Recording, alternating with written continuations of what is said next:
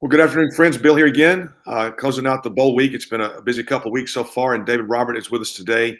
David really lives 2 hours south of New Orleans. He lives a long way from there, but he preaches in New Orleans all the time. He preaches at the Saints games, every home game as part of the Sports Fan 1000 program. He's just a dedicated evangelist. He's got a great story. He's had cancer a long time, Series 4, I believe that's how you call it. So he's, in a sense, a walking a miracle. God has healed him and kept him going. He and his wife have survived all kinds of things, including the latest hurricane that came through there. So he's a very active man, very evangelistic, a go-getter. So I love talking to David. So we're going to bring him on and talk to David about how he got into evangelism to start with. Good afternoon, David. How you doing? Hey, good afternoon, Bill.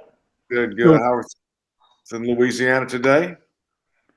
Yeah, it's a little bit warm down here. We're supposed to get a cold front coming through this weekend, which will be nice to get rid of the gnats and mosquitoes.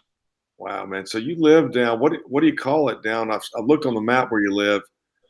Is that like a marsh area, or how is it below sea level? What's it like? Well, we live down the bayou. Bayou, that's it. Yeah. You are, yeah. Yeah, and where we live at is 1 foot above sea level. Wow. And so does your yard, can you get to the water when you dig a hole in the yard? Is it that close? If I dig a hole in my yard in about 1 foot, 2 feet, I strike water. That is, what kind of foundation do you have? It's silt. Silt? It's really? Okay, it's my house is built on sand. Oh no, I read about that somewhere. Don't confess that out loud.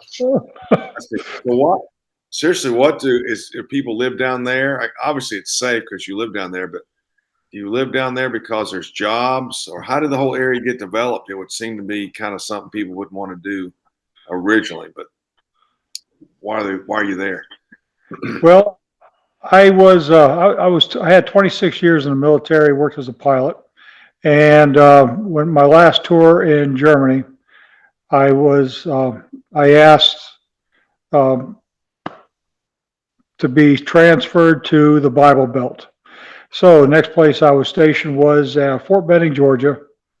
I got out of the military, then went and going to the National Guard, and moved down to Louisiana, working for petroleum helicopters and then Chevron, and Wow. as a pilot to fly the guys offshore in the oil rigs. So you moved down to fly helicopters, and you're down there because of the oil industry, basically? That's it. Okay. All right. That makes sense now. Okay. Keep going. So anyways, it was right after Hurricane Katrina that I told my wife, I said, we're going to move to high ground. So we moved to Mississippi. And down here in the bayou, we had a double-sized lot that was 75 by 150 feet. Lands at a premium down here. So anyways, we moved to Mississippi. We had 22 acres. Oh, man, that was nice. Wow. But then the grandchildren came. So it was moved back down here to the bayou. Gotcha. So that's how I ended up here. Now, how did we get involved in evangelism? What happened? What happened in your life to get you going? What happened? Yeah. Oh, it was a radical transformation by the Holy Spirit. That was in 1989 while we were stationed in Germany. And since then, life hasn't been the same. Ended up down, we were living in Mississippi, and I came down with kidney cancer. So while I was convalescing, I was reading some books by John MacArthur, and also called The Truth War, and also watching National Religious Broadcasters Network. There was a guy by the name of Mark Keeler, I think his name was, from Word Pictures. On there, he had a couple episodes about this man from New Zealand, Ray Comfort, who was doing evangelism. Anyways, when I was watching those, I said, that's my ministry. So we were heavily involved in the church, and I realized I can reach more people with the gospel outside the four walls of the institutionalized church than I could within the four walls. So then we started with festivals, fairs, parades, and the list goes on. Wherever there was a crowd, that's when we would hit the streets. And so, were you now? I'm going to ask you a question, but I want to give a little context. So I'm going to ask: were you afraid to start with? But being a Marine, were you a Marine? I was Army. In the Army for 26 years. You probably weren't afraid of much. So when you started preaching, were you nervous? Were you afraid? Did you try to rethink it, think yourself out of it, or you just march on to get it done? Well, Bill, I was an officer in the Army. Yeah. I had been in 3 different conflicts, the Lebanese Civil War, Desert Storm, and Iraqi freedom. So the Lord used those to give me courage. Gotcha. Okay, I had no problem speaking in front of crowds. However, getting on the box and proclaiming Jesus Christ was another story. Right. Okay, because there, I better have it right, and I better not make any mistakes. Yeah. Because I was an ambassador to my King. Gotcha. So it also, there is such a thing as, I believe, is such a thing as spiritual warfare. So this is something I have to overcome every time I go to evangelize. There's always some reason not to go.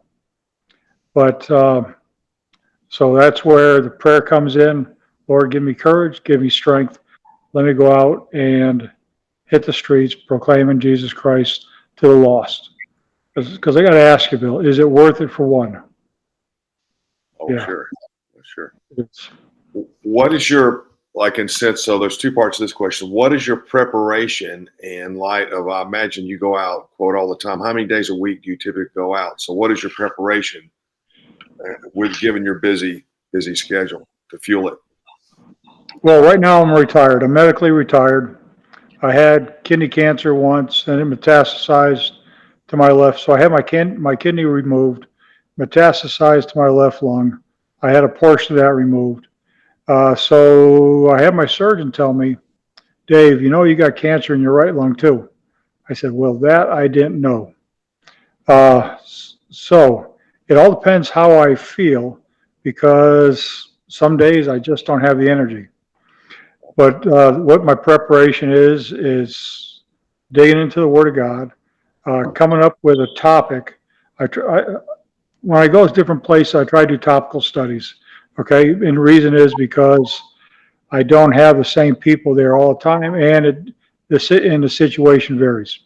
So we'll go to fairs and festivals, and there we will bring out our dinosaur displays, and we teach creation science on day 6, God created the beast and he created man. I believe he created dinosaurs at that time. And then we use the information from Answers in Genesis to teach on creation science. Also use their materials for going to universities and teaching about racism. There's only one race, it's the human race. So we'll use their program for teaching one race, one blood. Also, sometimes we just have fun, okay? We bring over some fake chickens, and we'll ask the questions at the universities, which came first, the chicken or the egg. Now, a lot of students will come forward and will look, okay, they thought these chickens were real. And the reason we use that is because, let's go back to Genesis. On day 5, God created the birds. Okay, so he created the birds first, then he created the egg. So anyways, it's just a way to get the students over to talk about creation, talk about God, and then we preach Jesus Christ.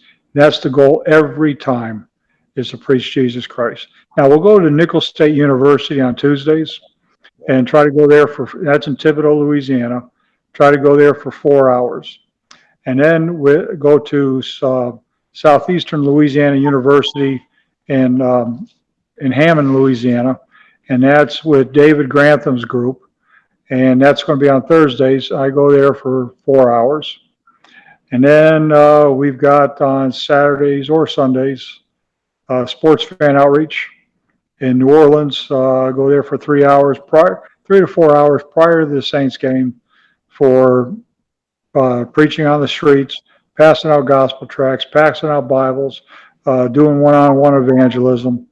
And right now, on this weekend, on Saturday, it's going to be the Allstate Sugar Bowl game in New Orleans, and that's going to be on Saturday. And then the next day, Saints are playing in New Orleans, so we'll be there Saturday and Sunday. Wow, that's awesome. So how long? Tell me again, how long you been doing this? How many years? At one time, right after the Lord converted me, this was in 1989, I tried to do evangelism. I had zeal, but no knowledge. Okay. And I messed up so many times. But then it took, it was 2010 that I learned from watching many, many videos from Ray Comfort. And it was several years ago, about 4 or 5 years ago, I told my wife, I says, I want to go preach on Hollywood Boulevard. She says, in California, she says, why do you want to do that? I said, I want to do that for my birthday. I says, it also happens to be an ambassador's academy with Living Waters that same week, the weekend of my birthday in August. So she said, sure, let's go. I said, the reason I want to go is I want to get some critique on open air preaching. Because I've done this many times. I get people, I want to give some critique. They said, Dave, you've done a great job. That's not what I want to hear. I want to hear some honest critique about my delivery, about my content, the context, and see how effective I am. That's what I was going to say. So you've gotten better, developed your strategy here. If someone's sitting there listening to you and they tell them on the long-term trajectory of 10 years, what do they need to do so they keep growing and keep maturing and not just get, stuck? Because if you grow and mature, you're going to keep at it. So what is it from your experience that's propelled you forward over the 10 years? And thinking of, hey, I want to go to this camp or I want to do this. Those are insightful thoughts of how to improve. That's what you're saying. I want to improve. I want to get better. What would you say to them? Oh, the best thing to do is get around other evangelists. I'm not sure how in the world it happened, but I was, yes, that's right. It was, I had gone to California and met David Grantham at the Living Waters Academy. He said that he's got a ministry over in southeastern Louisiana University. So I went over there to watch them to see what they were doing on campus because he wanted to do the same thing in Nicholls State. So while I was over there, I met Zoe White. Yeah. And Zoe is another fellow evangelist. He goes out all the time, hits the streets. So it's the best thing to do is pair up with another evangelist, learn from them, let them learn from you. Iron sharpens iron, and this way you can learn. Also, study. So what do you read in addition to the Bible? Anything, or what do you read? Oh, besides my Bible, I've got the School of Biblical Evangelism. I got a ton of books from Ray Comfort. I've also read commentaries such as from John MacArthur. I read stuff from Todd Friel. I read materials from I try to read a lot of books. However, the problem that I am having right now is because of the stuff that's going on physically with me and the medication I'm taking. I have end up with short-term memory loss, so I have to study, and I have problems with concentration. So, anyways, this is something it's a struggle to try to overcome. So anyways, I try to stay in the Word and just do the best I can. That's good. That's all you can do. Your church, your local church. So when you told the story, you realized that you could reach more people by going out of the church. What? Give us some specifics on what began. What I don't know the answer to this question. So what's happened to your relationship with local church? I know you're really involved, but what happened? Do they support you? Did you get some resistance? Just talk about that relationship to help people understand. Get some wisdom from you. Well, the local church we had here was, we were going back and forth between Cross Point Church and First Baptist Church of Golden Meadow. The pastor of First Baptist Church Golden Meadow, Matt Schwest, he supports us. His church supports us financially, and we had a bunch of people from his church join us for evangelism by hitting the streets. Cross Point Church, they were the same way, but that church got destroyed during Hurricane Ida. We had a Category 4 hurricane that hit us, and the eye wall stayed over us for 3 hours. So that building is destroyed. It used to be an old bank, and the only thing that's left is the vault. But everything else is gone, and the people are scattered between Community Bible Church down here and First Baptist Church Golden Meadow. So did the pastors support us? Absolutely, they do. Wow. So what we try to do is, we can't do it by ourselves. We need help. Down here in the bayou, Mardi Gras season is coming up. We didn't have it last year because of COVID, but we did the previous year. On average, right before Mardi Gras, for 3 weeks, we have a lot of parades. Between Lafourche Parish and Terrebonne Parish, there's an average of 29 parades. Imagine that, Bill. You get thousands and thousands of people lining the streets, just waiting for you to come and preach the gospel to them. And they're not going to get up and leave because they're going to lose their spot. And so we go preach to them. And then after one parade, they'll go to another. And we see the same people over and over again, but we preach to them. We preach Jesus Christ to them. And the reason is, this area is heavily Roman Catholic. They know what Easter is about. So we preach to them about the resurrection of Jesus Christ so they have a better understanding. Besides that, we also have other churches. You got the Mormons and the Jehovah's Witnesses and the Pentecostals, and the list goes on. But just because somebody says that they go to church doesn't necessarily mean that they know what the gospel is. One time we were over at New Orleans for an event with Zoe and some others that he brought over from Baton Rouge, and it was a well-dressed man that was there, that was on the street. Anyways, I shared the gospel with him, and he said he was a Christian, so we talked about asked him if he was born again, and we went a little bit deeper. Many people will say they're a Christian, but let's go a little deeper and find out whether that's really true. And let's help them with their understanding. So we do a lot of teaching. Anyways, when we got done, this guy tells me, he says, I said, I didn't identify who I was. He says, but I'm the senior pastor at a big church in New Orleans. He says, nobody has ever shared the gospel with me before. That's great, man.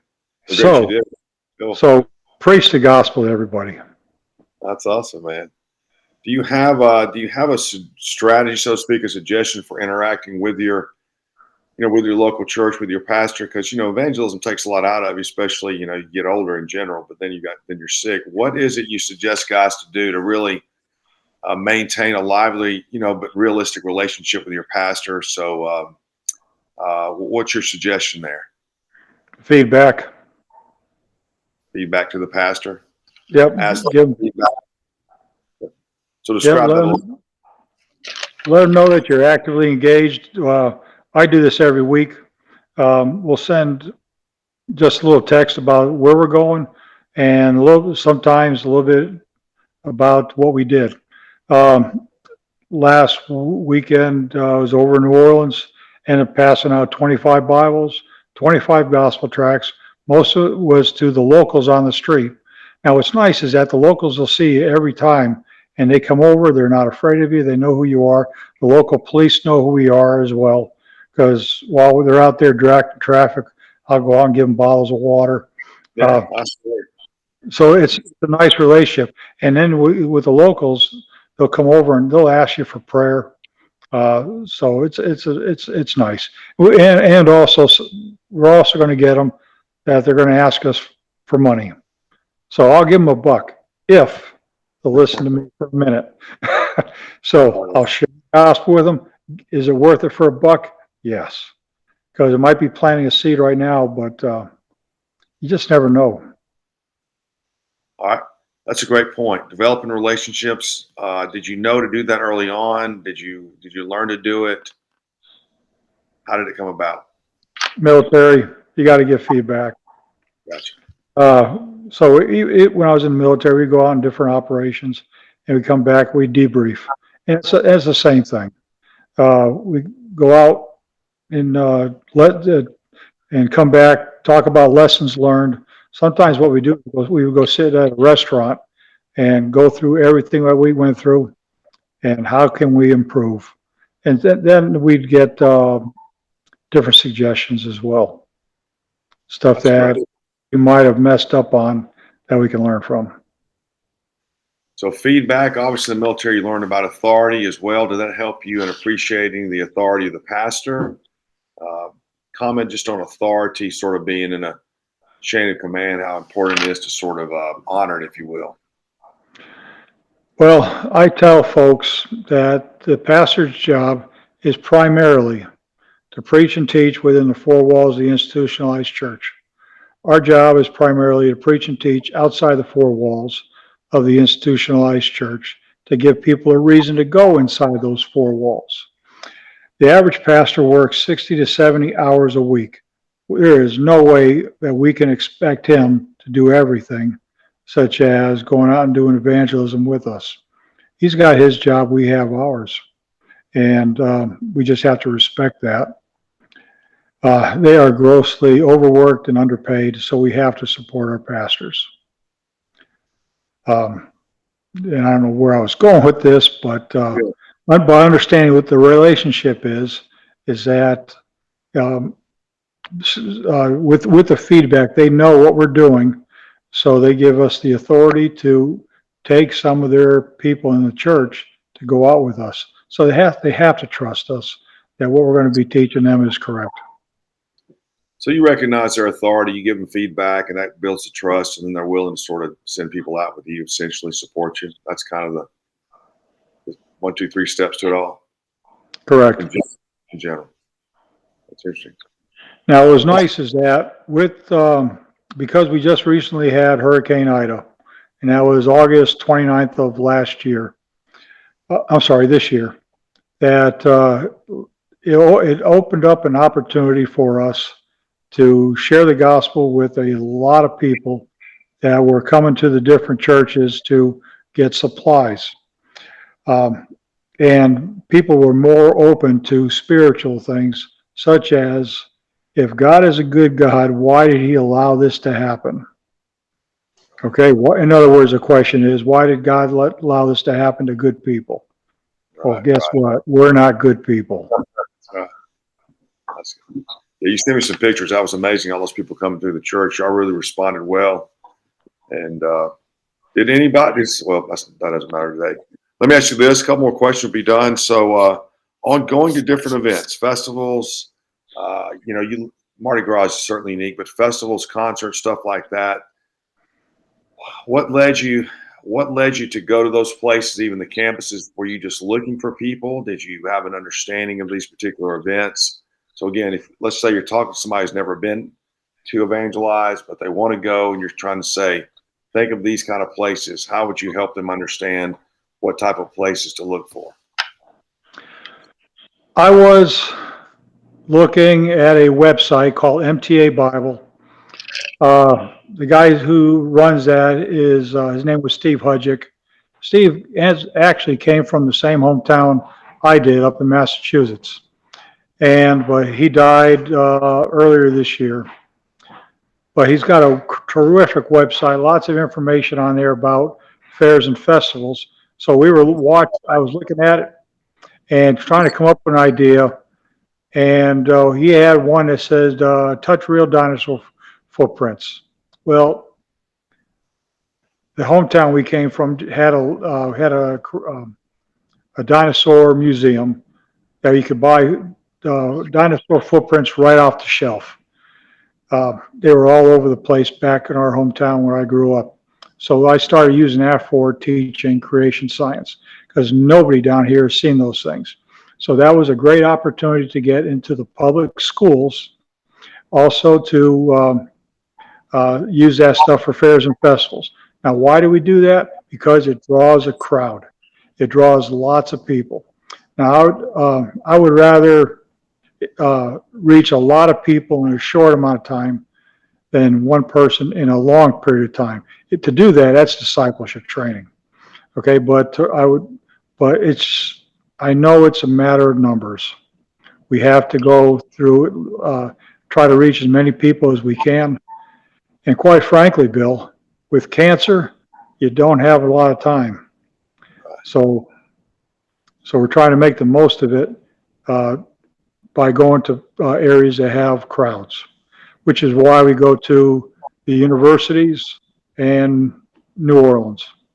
That's great. Okay. If somebody wants to contact you, David, to go with you or to ask you questions, how would you like for them to contact you?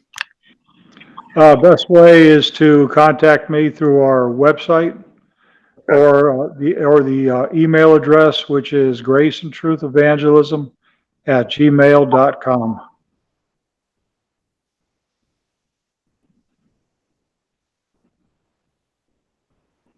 What's the website? It's it's graceandtruthevangelism.org.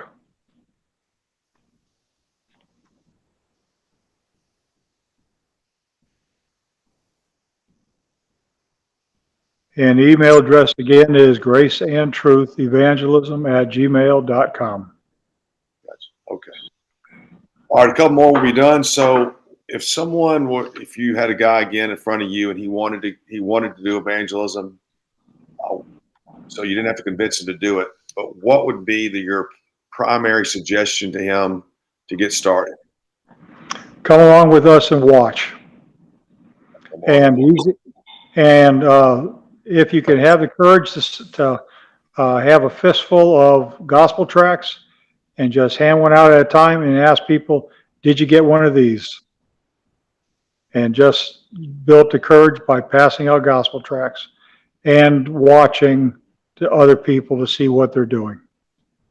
Okay, that's good. So when we get to the one-on-one conversations with folks, just walk up and listen. I tell them, I says, I may or I may not acknowledge you. Just come and listen. Perfect. Mardi Gras. Do you get engaged in Mardi Gras for multiple days or just the parades? Or in other words, do you suggest people to come down to Mardi Gras because it's such a unique experience to at least experience evangelism at Mardi Gras? I stay away from New Orleans. Like I said, for Mardi Gras in this area, we have 29 parades. Over a 3-week period. I'm usually able to go to about 15 of them, work it out on a schedule. However, we got Zoe White who loves to go to New Orleans. I would contact Zoe if you want to go there. Okay.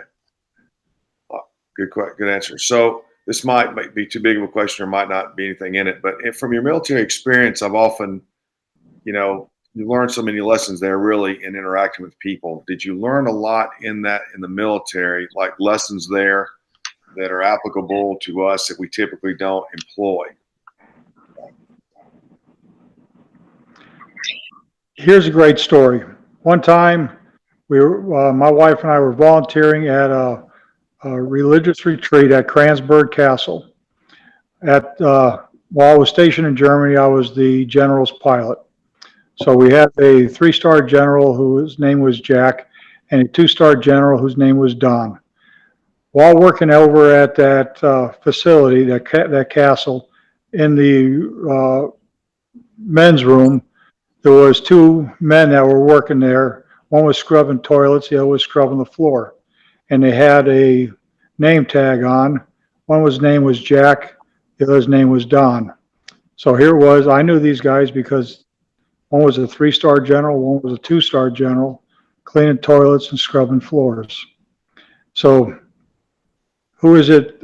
So no job should be beneath us. After all, a Lord washed people's feet, didn't he? Yeah, that's good, man. That's a good answer. That's good. All right, David. Well, great to be with you. Good to see you again. Nice to see you. Keep at it. And maybe, Lord willing, we'll be down there, Lord willing, for the Final Four, which is the 1st of April. So, Lord willing, I get to see you then. That'd be good. Okay, brother. Take care. Keep at it. Thanks, Dave, for your time today.